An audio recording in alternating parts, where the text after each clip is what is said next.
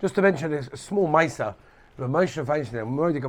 he would stand when he davened Shemonei Esrei in complete stillness, motionless, mamash, with nothing.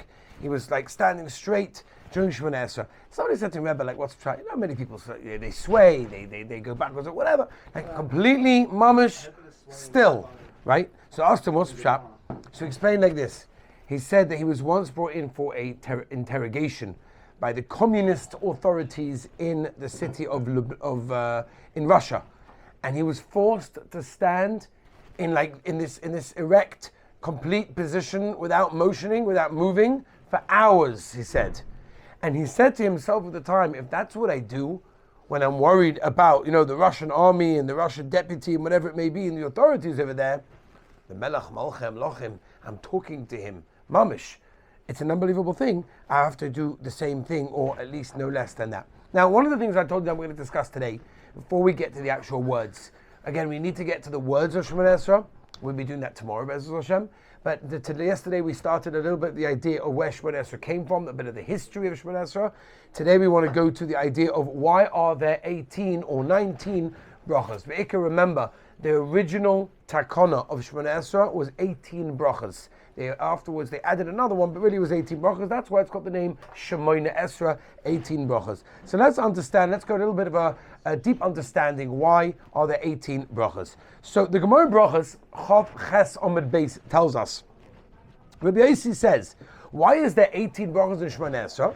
It corresponds to the amount of time Hashem's name is mentioned in Kriya Shema, which is 18. That's why we have 18 brachas. The Yerushalmi, in the fourth parak in Masechtas Brachos, brings down there are 18 times that Avram, Yitzchak, and Yaakov are mentioned together in the Torah. Therefore, 18 brachos, because Shemonei Esrei 3 times, Avram, Yitzchak, and Yaakov. The Yerushalmi also says the pasuk Kashed Tziva Hashem Es Moshe, right? That the Rabban Shem commanded Moshe to build the Mishkan is mentioned 18 times. The Medrash Tanchuma tells us it's a reference of the 18 prokim of Tehillim until Yancha Hashem B'Yom Tzara, which refers to Tefillah, and that's 18 prokim. In the Siddur of Rav Sadia Goin, it brings down that 18 times is connected to the amount of times that the Torah mentions someone davening to Hashem.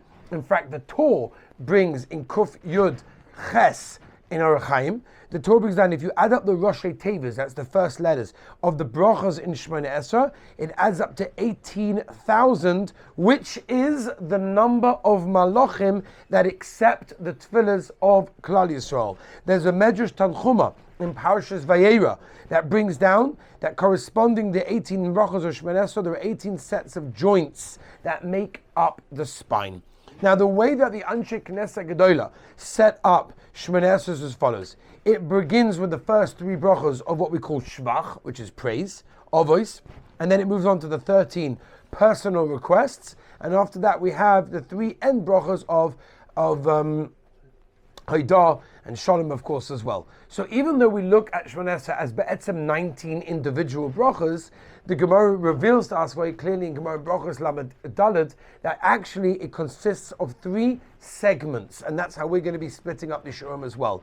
It starts with Shvach. The beginning of Shemonei Esrei is Shvach. I think we mentioned this yesterday, or maybe we did this in the Shit 12:15, that the minimum requirement of a person to daven in the morning is a Shvach, which is a praise, Haidah, which is gratitude, and of course a Bakasha, which is a request.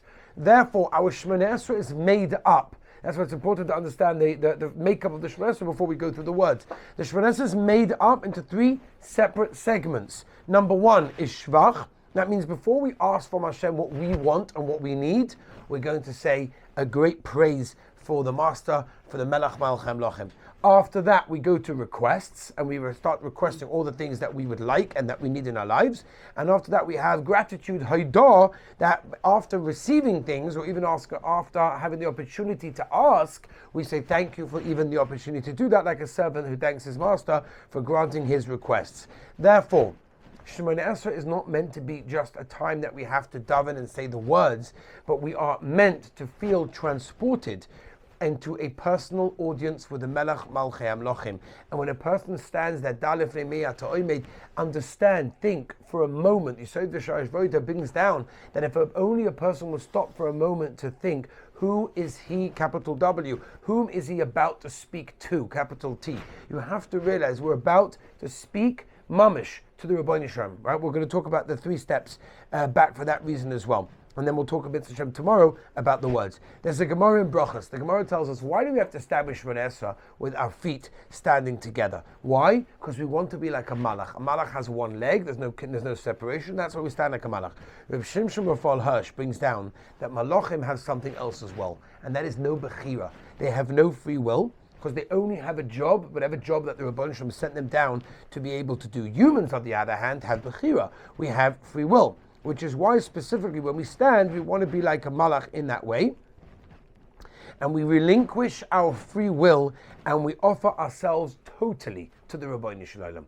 We're saying we're not coming here with our own personal agendas or whatever we want. It's about Rebbeinu Shalom. We're being mavakal ourselves to you. We're like a malach. You have a mission for us. We're in this world to accomplish the mission. Therefore, we're going to stand like a malach. That's the reason why we stand with our feet together during Shemonei Esrei. And Rav Shimshon Raphael Hirsch goes on to continue to explain why do we take 3 steps back in order to disconnect from the world, and we take 3 steps forward in order to connect to a new world in that case. The Heilige Baal Shem Tov brings down the Kedushas Levi, the Baditcheva brings it in Parsha Shmois. He brings the Baal Shem Tov, he brings a moshel, and he says that when a parent is trying to get a kid to walk, right, what happens is you get the kid to walk a couple of steps, and then the parent takes a few steps back in order to get the kid to continue walking in that case. Now the parent is not doing it like, you see, I got you, you didn't manage to get me, chas v'sholem, verkehrt. The parent wants the child to succeed. So the Heilige Baal Shem Tov,